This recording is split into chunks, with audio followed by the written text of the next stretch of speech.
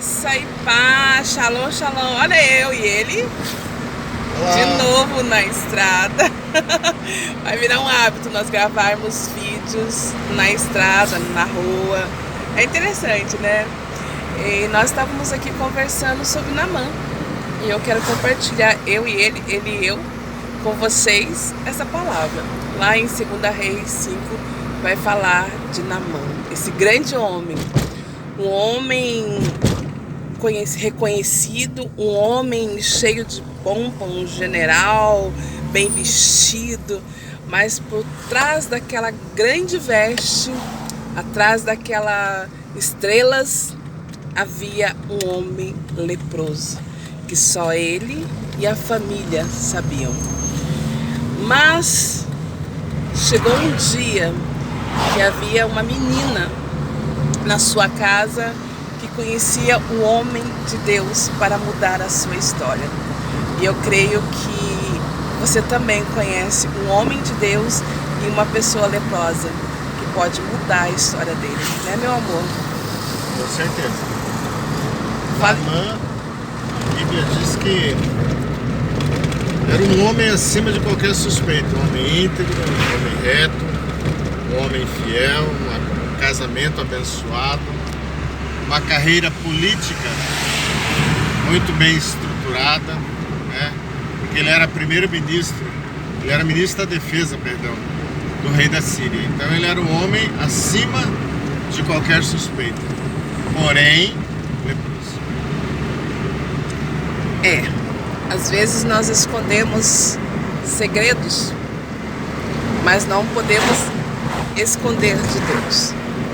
E o interessante, quando ele fica sabendo desse homem de Deus, ele pede para o rei enviar uma carta para ele, para que ele possa orar, e ao orar ele fica curado. E Naamã vai com o seu orgulho, com a sua prepotência, arrogância, achando porque estava ali com uma carta do rei, e quem ele era, quem ele representava, toda a sua pompa, então ele ia ser tratado diferente.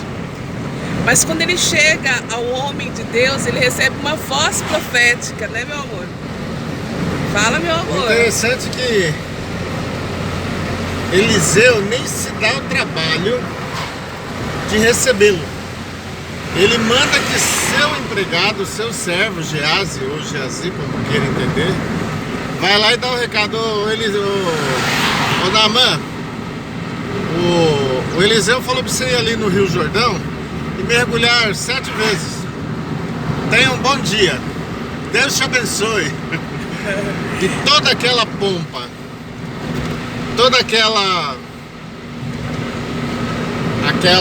coroa de autoridade, digamos assim, na vida de Naamã cai por terra. E como Naamã, assim como você, assim como eu, somos sangue, Naamã ficou com sangue nos olhos de tanta raiva, de tanta ira. E eu imagino aqui entre os meus botões a forma, a maneira de como Naamã recebeu a ordem de Eliseu. O que esse careca, esse baixinho está pensando que é? Com quem ele acha que ele está falando? Mas ele foi o Rio Jordão.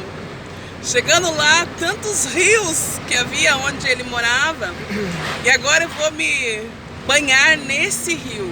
Água suja, barrenta, poluída. Mas aos olhos humanos era aquilo, mas espiritualmente tinha uma água que ia purificar a chaga dele, a lepra dele.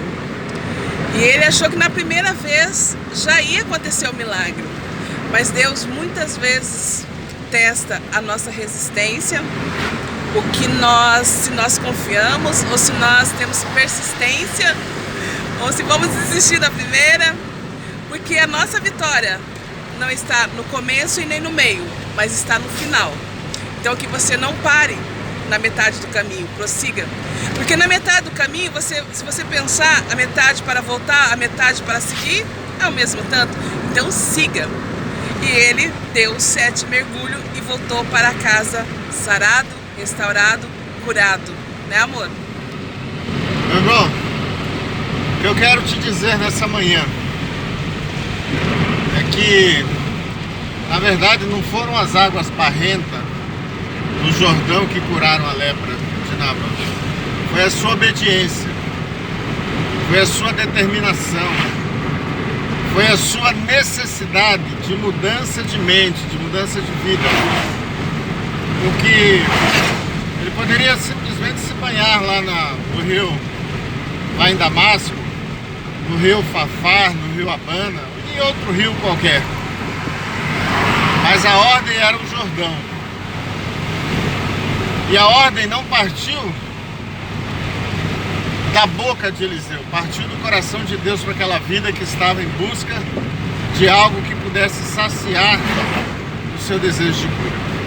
Então, quando você receber uma ordem no mundo espiritual, não hesite em cumpri-la. Ah, mas você não sabe das minhas lutas. Não importa as suas lutas. O importante é quem está dando a ordem para você lutar aquela luta. E quando Naamã recebe aquela ordem, talvez assim como ele, eu também me revoltaria, vamos dizer assim. Mas alguém teve o bom senso e aconselhou Naamã: Senhor, o que é 7 mergulhos nesse rio aí? Não é nada, vamos lá, já estamos aqui mesmo. Já estamos na beira do rio, ou seja, às vezes estamos a um passo de receber aquilo que Deus quer para a nossa vida, e o nosso orgulho, a nossa arrogância, como disse a pastora, a nossa prepotência tenta nos impedir de ter aquilo que Deus tem para nossas vidas. Pensa nisso nessa manhã. Que Deus te abençoe. Deus te abençoe. Nós queremos fazer mais vídeos assim, quando estiver no carro, para abençoar a sua vida. Então que o Eterno continue te abençoando, que você receba essa palavra no seu coração. Deus abençoe. Shalom, shalom.